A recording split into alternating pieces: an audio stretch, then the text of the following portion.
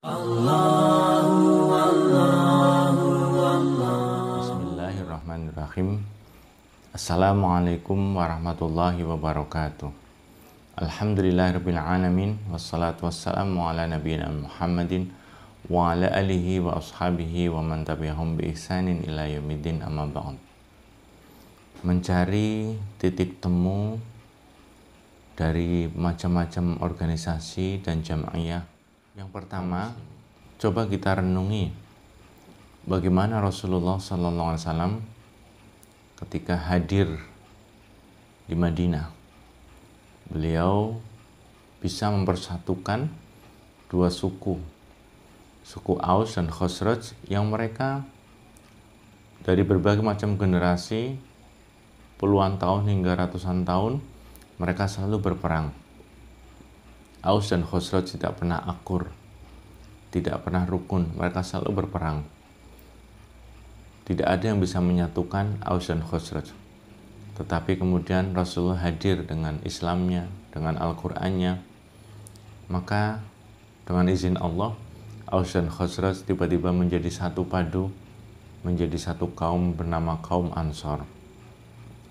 Dan kaum Ansor ini kemudian juga mencintai orang-orang muhajirin yang hijrah kepada mereka, bahkan lebih mengutamakan orang-orang yang hijrah pada mereka, walaupun mereka sendiri sangat membutuhkan.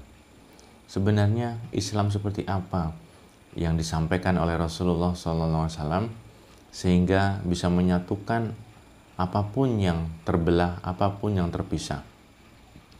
Sedangkan Islam kita saat ini apakah sama dengan cara berislamnya Rasulullah SAW, sehingga yang tadinya bersatu pun bisa menjadi terbelah, yang tadinya sama menjadi berbeda, yang tadinya keluarga menjadi tidak akur.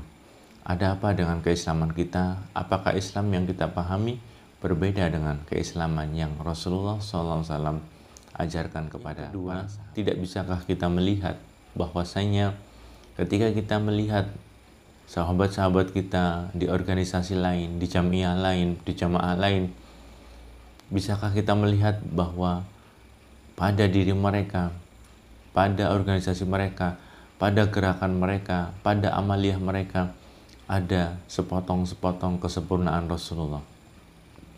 Dan hanya Rasulullah yang sempurna. Tetapi kemudian kita bisa melihat keindahan Rasulullah ada pada Muhammadiyah. Keindahan Rasulullah ada pada Nahdliyin atau NU. Keindahan Rasulullah ada pada Jamaah Tabligh. Keindahan Rasulullah ada pada Salafi. Keindahan Rasulullah ada pada PKS. Keindahan Rasulullah ada pada jamiah-jamiah lain yang tidak bisa saya sebutkan.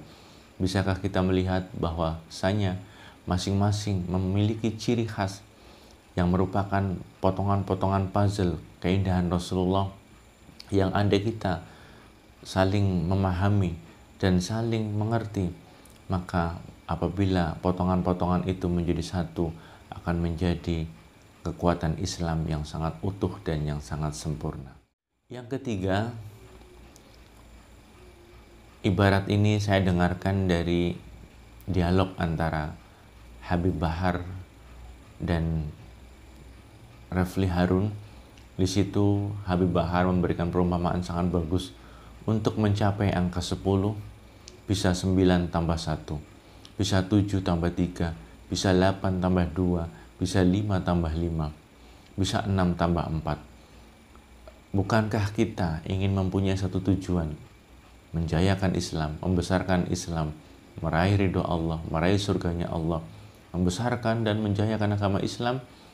Bisakah kita memahami bahwa ternyata ibarat angka 10 tadi, mungkin Muhammadiyah mengambil 5 tambah 5, mungkin NU mengambil 9 tambah 1, mungkin Jamaah Tabligh mengambil 7 tambah 3, mungkin PKS mengambil 6 tambah 4, mungkin organisasi lain mengambil dari sisi yang lain.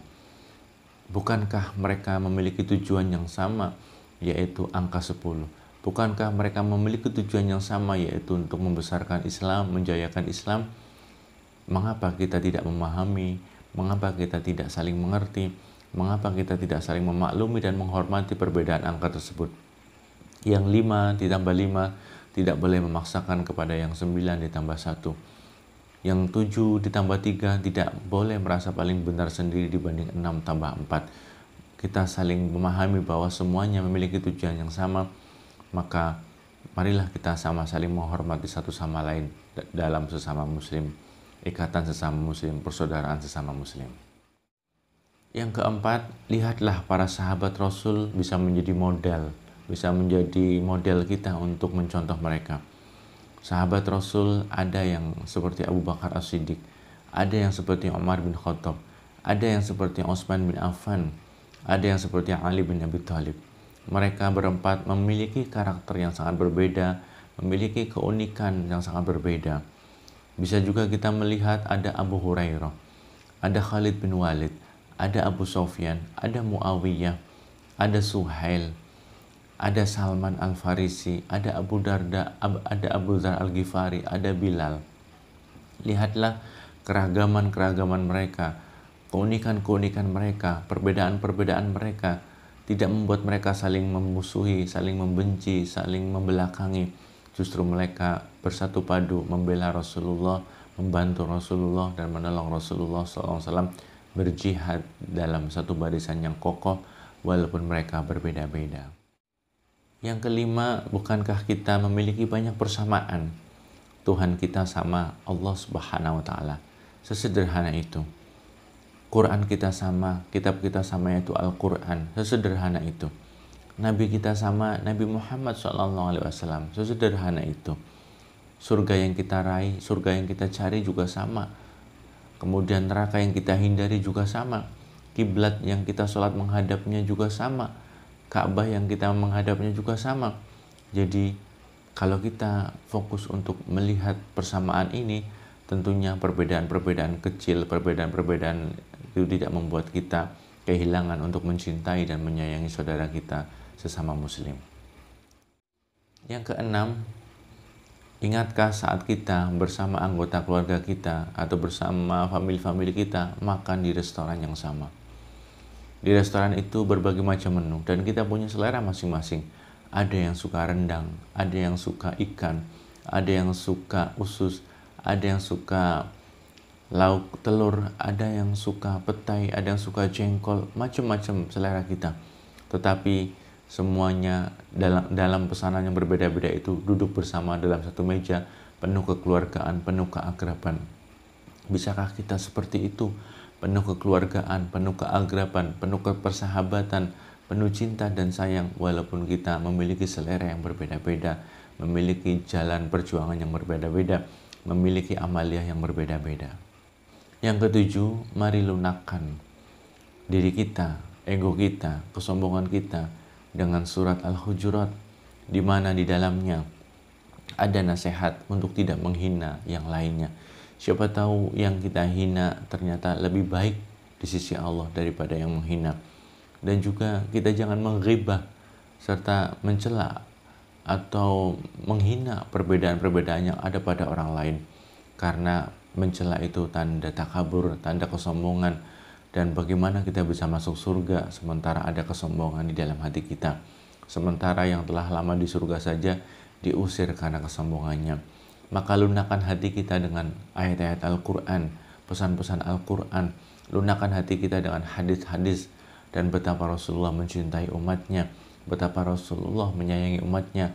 Maka jangan membuat Rasulullah sedih dengan perpecahan-perpecahan ini.